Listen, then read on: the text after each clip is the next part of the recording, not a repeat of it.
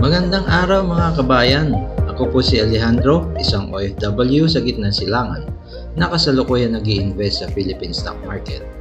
Bilang isang OFW, tayo po ay nakakaintindi sa mga kababayan natin na nakikipagsapalaran sa ibang bayan upang makapaghatid ng magandang kinabukasan sa ating mga pamilya.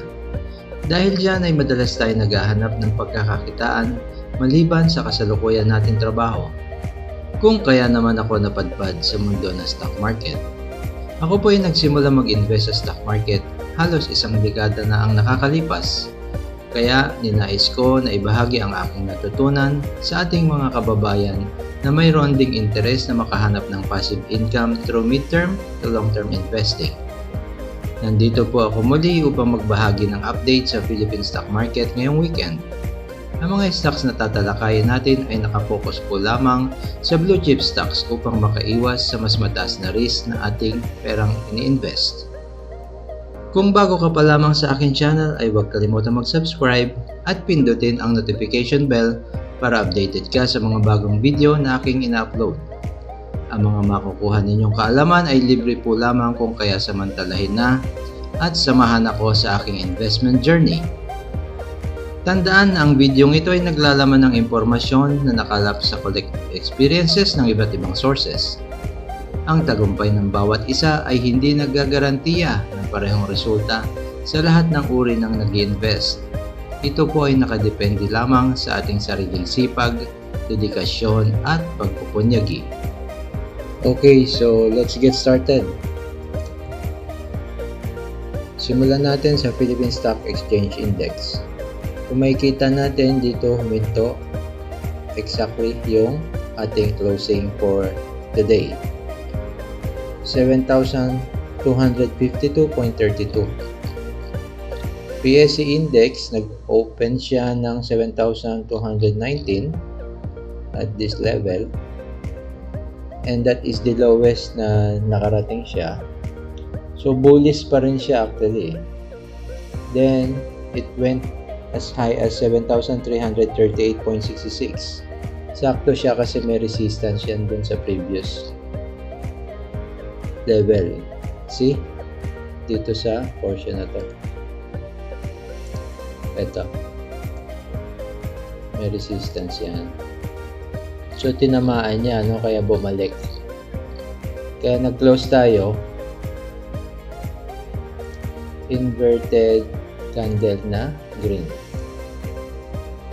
Then, for the entire week, makikita natin yan. Yung mga candles na to.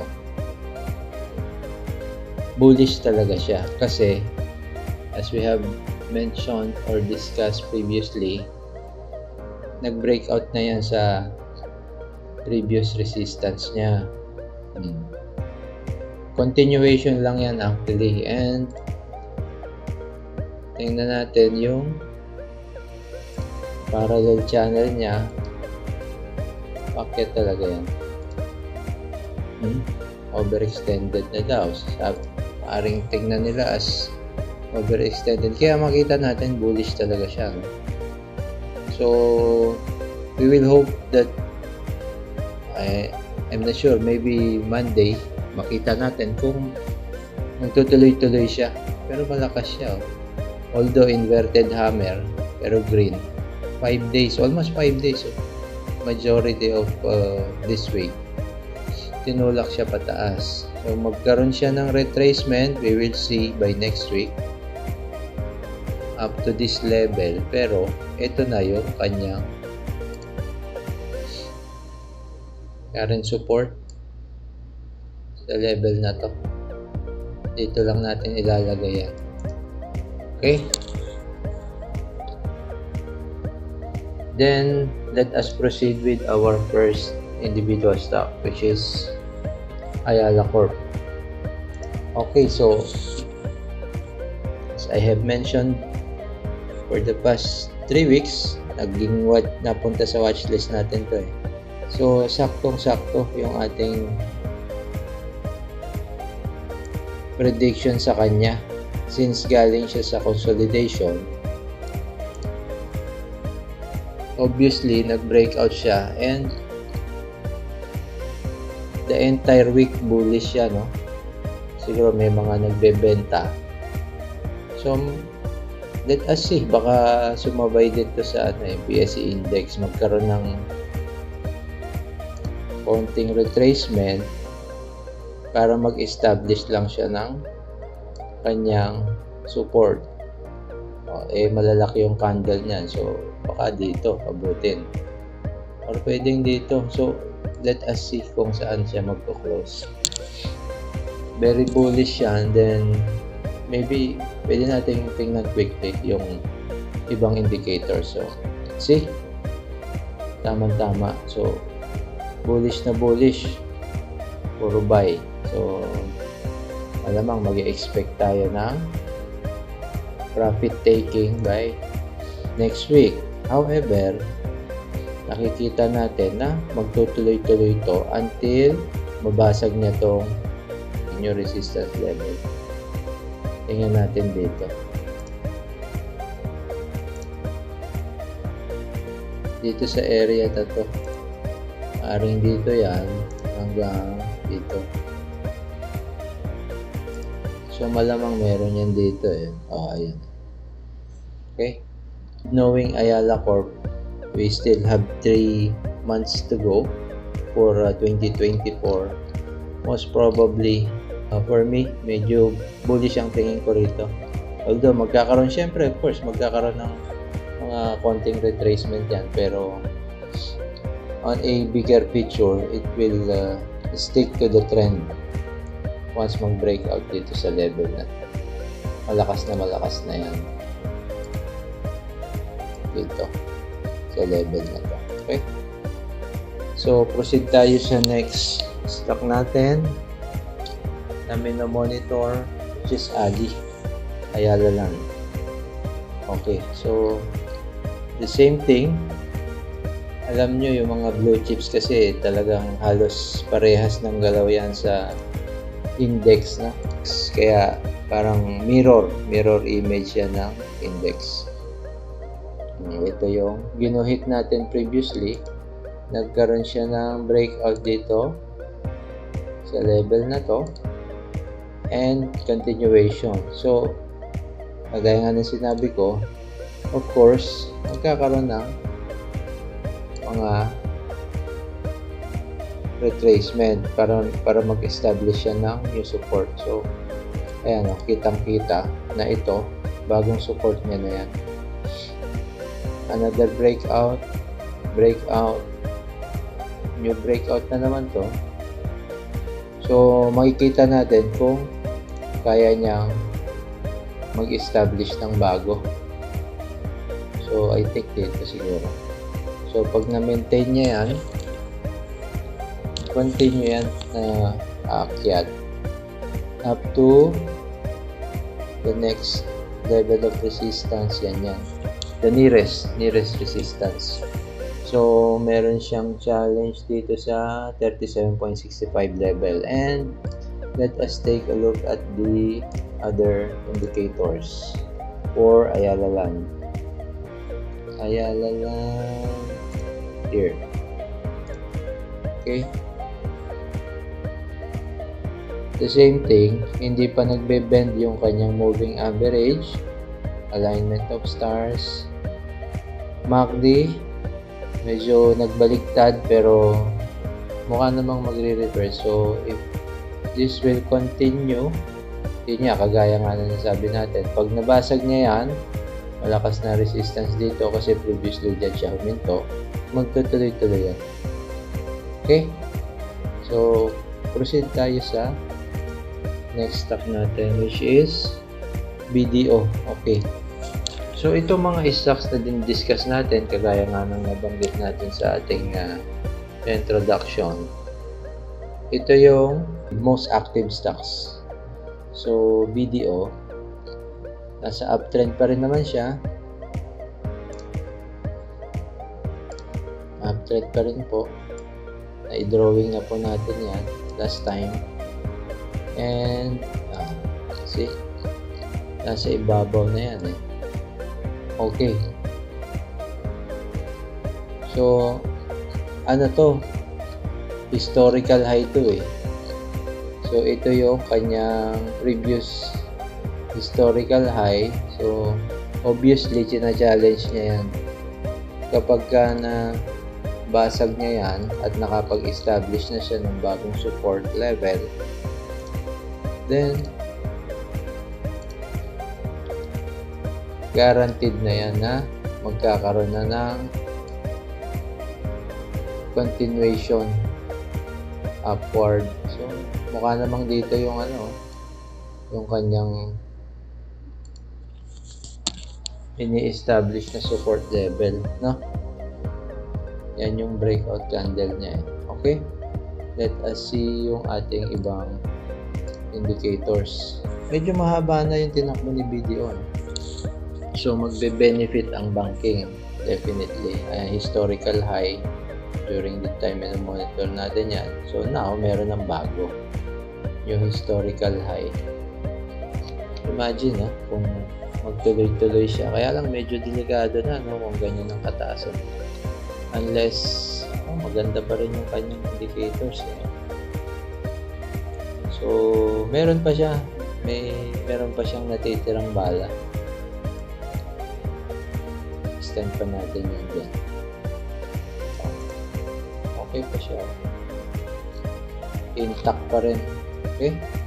So proceed tayo sa next stock natin, which is pinakamainit natin to, Converge. Look at this, guys. See? So nung diniscuss natin siya, dito siya yung consolidation, pero dito na lang natin tingnan. Dito na siya last consolidation, then nagsimula na nagtuloy-tuloy na umakyat. So from this level, dito tayo nakakuha sa level na to, 10.2. Malaki na yung inakyat niya. Tingnan natin, 10.2. Meron na tayong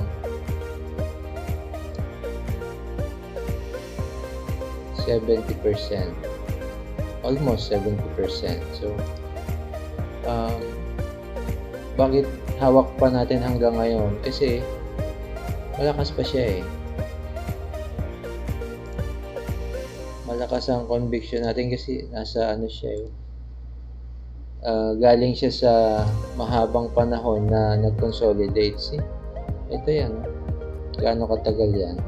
And itong level na to, kakalabas pa lang niya doon sa IPO price niya. Balik pa lang yan. So, and nag-establish ng mga bagong support level. So, assuming dito yung kanyang new support. Kaya dyan tumalbog yan. Yan ang bagong support level. Talbog siya. Ngayon, nagtatry na naman siya mag-break dito sa previous high niya. Okay? Yan Kaya bumalik eh. So, hindi natin alam. Depende next week. Malaman natin kung ano magiging price action niya. Pero, on Monday, merong ex-date yan. Although, mababa lang 1%. So, I don't know kung makaka-apekto siya. However, kung magtuloy-tuloy, swerte. Double whammy. Kasi meron ka ng dividend, and then, nakakuha ka pa ng laki ng gain yan. I believe pagka nag-breakout siya dyan, malapit na nearest niya resistance dito sa level na to, which is 19.97. Tingnan natin yung ibang indicators para meron lang tayong idea. So, moving averages niya maganda pa rin. MACD taas pa rin, and bullish siya. Especially yung candle, makikita mo naman sa candle. So, overall, bullish ang kanyang sentiment. madami, tsaka yung foreign na buying nito masyadong mataas, so very positive ang outlook sa kanya. Okay, so next stock natin is Metrobank. Kung mapapansin nyo guys, no, hindi natin pinipili yan yung mga stocks na dinidiscuss natin dito, although may mga nagre-retrace, pero ang tinitingnan kasi natin yung overall picture, kung may continuation ba yung upside niya, o magre-retrace na ba siya, o nag-reverse na ba. So yun yung tinitingnan natin, kasi ang goal nga natin is to maximize yung ating profit, kasi ang motto natin is mid to long term investment. So kailangan makita natin at ma-identify natin yan, otherwise maguguluhan lang tayo, hindi tayo mananalo pagka medyo magulo isip natin. So ayan, nasa uptrend naman siya, and as I've mentioned, you can check yung video natin last time. Pwede nyo i-compare kung tumatama ba yung analysis natin. Welcome naman tayo sa mga sa kung anong suggestion o may napansin kayo, i-discuss ninyo sa akin. Sasagutin naman natin yan. I-send nyo lang sa ating sa ating comment section, or in my email, pwede nyo i-send sa akin, okay? So ang last breakout natin is dito na lang, then another breakout ito, obviously very bullish siya. Okay, so dito na natin ilagay dito. Ilagay ko dito yan, mag-i-establish ng bagong support. Pagka hindi yan bumaba dyan, may continuation yan, and of course, kaya yan huminto dyan, kita mo. Andito yung mga andito yung kanyang mga umaharang, may resistance yan sa mga portion na yun. Ayan. Okay? And yung kasunod na resistance niyan, saan? Ito, malapit lang, maaaring dito. Ito na yung inuntugan niya nung una. So dito meron tayo 80, and then next will be 83. So halos dikit-dikit na rin, and hopefully kung kaya niya pa magtuloy-tuloy yan hanggang 97, magiging bullish ang sentiment niyan, continue yung tataas na tataas. But of course, expect natin magkakaroon ng retracement, kitang-kita naman hindi naman yan dire-diretso na aakyat. So kailangan kasama din sa plano natin yung mga retracement. Dapat in-expect natin yun. That's why ina-analyze natin guys ng mabuti, para hindi tayo makakasama din sa mga nasi-shake out. Tumisa kasi, experience ko na yan, natatakot ka lang, wala yung profit mo, hindi mo naman alam na aakyat pa pala. That's why kung yun nga, banggit natin, kung interesado kayo, medyo magulong, hindi stable yung isip nyo, ayan, maaring yan. Pwede rin dito, pwede nating i-assist kayo yung losing trades nyo ma-convert sa winning trades. Base sa discipline lang naman yan no? Basta disiplinado ka at masunod mo yung mga plano mo. Kailangan may plano, kaya tayo weekly lang nagre-review at ina-analyze natin bago mag Monday. Only recently nagpasok tayo ng mga bagong stocks, but as I've said, blue chips lang. Ayala Corporation bagong acquire natin, and Jollibee bagong acquire natin. Okay, so proceed tayo sa next stock guys, Jollibee. So dito na din natin yung nakita, dito natin din drawingan yan Then, ito yung expectations natin sa kanya na pagka nag-breakout dito sa level na to, magtutuloy-tuloy. Which is, yun nga ang nangyari. Ayan bullish pa rin yan guys. Sa ibabaw yan And kita nyo naman dito, halimbawa itong candle na to, kung dito sa candle na to nakita kong bumaba pero alam kong nandito yung support, tapos tinakbo ko na, din nasayang na samantalang meron pa siyang natitira. Ayan, kita mo. So masasayang yung ating opportunity. Yun lang sinasabi natin dito. For us to be able to maximize the opportunity, dapat naintindihan natin kung ano nangyayari talaga at kung ano yung tinitingnan natin. Kasi kung hindi natin gagawin yan, wala, manghula lang tayo na manghula. Which is nangyari na sa akin at na-experience ko na, kasi hindi ko masyado naintindihan nung bago pa lang ako. Akala ko basta pasok na lang ng pasok, pero ina-analyze pala dapat. Kaya nga, kung may mga bagong ano dyan, mga bagong papasok o yung existing na medyo hindi maganda yung portfolio, handa naman tayong magbigay ng assistance. Okay? So, tingnan natin kung sakaling mag-continue ito PFC. Magko-continue kaya siya? Tingnan natin yung ibang indicators.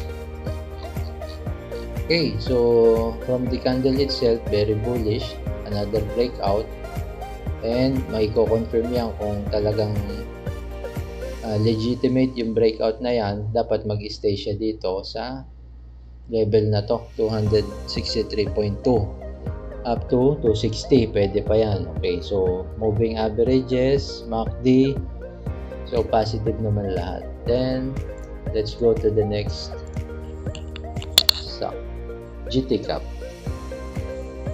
Okay, so anong meron si GT Cap? Same thing. Hindi lang natin napasok kasi ang pinasok natin is Ayala Corp. Medyo na-late ako dito sa supposed to be napasok ko na dito yan, kaya biglang ang laki ng candle, so na-late na ako. Anyway, there is no regret dahil ang stock market ay palaging merong opportunity.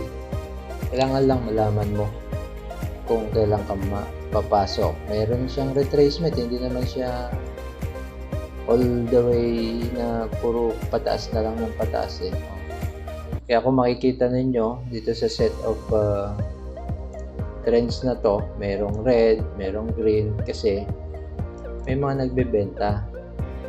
Meron din namang bumibili na bago, so nagpapalit lang siya. However, you have to know kung siya ba ay paakyat na o pababa. Otherwise, as I've said, hindi ka mananalo pagka hula-hula ka lang. Okay? Wala, masyado malaki yung candle, dapat extend natin dito. So dito huminto yan Okay, so nakita natin, okay, so baka kabahan ka na dyan. Pero hintay mo muna, baka naman mag-stay siya dito sa support level na to, and it will continue to move up, or sideways muna siya dyan bago siya umakyat. Mag-iipon siya ng strength. Okay? So, nothing special. Bali, nagkaroon kasi ng rito. Sakto, meron siyang resistance. So, definitely, makapag yan. Magpapahinga at mag-gain muna ng strength. And then, pag may backing na, may back up na ng mga buyers, ayun, kitang-kita. Palagi yan, pag may nauntog, meron niyang humaharang sa previous. Ayan, natutunan ko yung kay Marvin Guillermo Actually, sa lahat dapat susuportahan natin yung mga vlogger, guys. Lahat naman sila helpful. Tsaka libre naman yan sa YouTube So, utilize na lang natin. Andiyan si Aki, yan. Pinapanood ko yan. Si Marvin Guillermo, yan ang unang-unang pinapanood ko Collaborate Trader. Alex Once, pinapanood ko din. May matututunan ka rin, guys. Hindi naman natin sila dapat undermine, wala namang nakaka-monopolize ng knowledge eh. So makikita pa rin natin na helpful pa rin yung ibang vlogger. Since libre, utilize nyo na lang, di ba? SMPH. Medyo nag-red siya, inverted hammer siya. Actually, ano to? Engulfing siya. Pero ang question is, tatakbo ka na ba? So, para sa akin, hindi pa. Kasi, andun pa rin naman yan sa trend eh. Titingnan pa natin. In a smaller scale, kitang-kita, nauntog lang siya dito. So, maaring mag-retrace ng konti. Then, identify natin asan ba yung previous breakout niya. Dito. Sabihin na natin dito. Okay? Yan ang support. New support. Di saktong-sakto. Maaring mag-sideways siya ng konti bago tuloy-tuloy umakyat. Tingnan natin kung merong nakaharang. Definitely, meron yan. Ayan. Sakto. May nakaharang talaga yan basta ganyan. Nauntog. Yan pa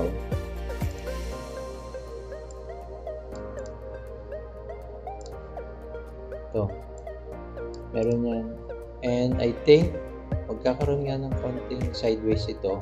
And I believe it will continue to move up until maring supportan siya nito kung bumaba siya ng konti, but medyo bullish siya bullish yung sentiment sa kanya, especially SMPH yan laging malaki volume yan okay.